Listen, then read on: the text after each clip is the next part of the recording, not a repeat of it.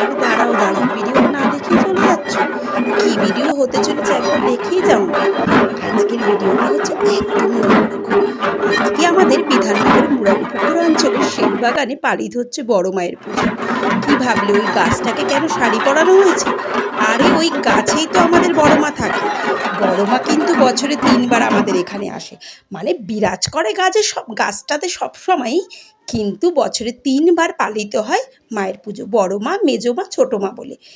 আরে বাবা, এই যে গাছটা দেখছো না, এখানে ২০০ কি ১৫০, আনুমানিক ১৫০-২০০ বছরের পুরনো হবে এই গাছটি।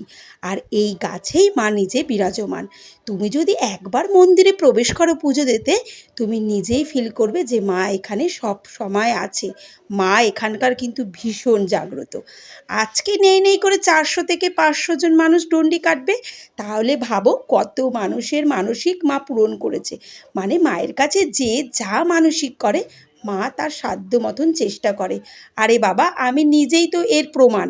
আমি যখনই মায়ের কাছে যা চেয়েছি তাই পেয়েছি।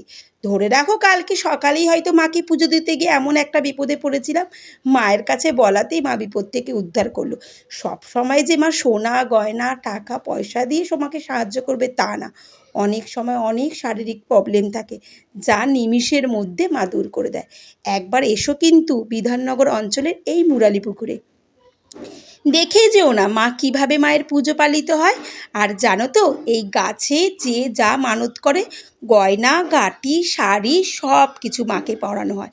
মানে বেনারসি জারদোসি যার যেমন সামর্থ্য মা তাকে তাই দেয়। তা দেখেই বুঝতে পারছো মায়ের গয়নার ভার দেখে কত গয়না মাকে পরানো হচ্ছে। আর এই মূর্তিটা সব সময় থাকে, এর মধ্যেই মাকে সব পরানো হয়। আর ঘটে পালিত হয় মায়ের পুজো। এই অঞ্চলে যত মেয়ের বিয়ে হয়ে গেছে তারা সবাই আসে আজকের এই দিনটাতে।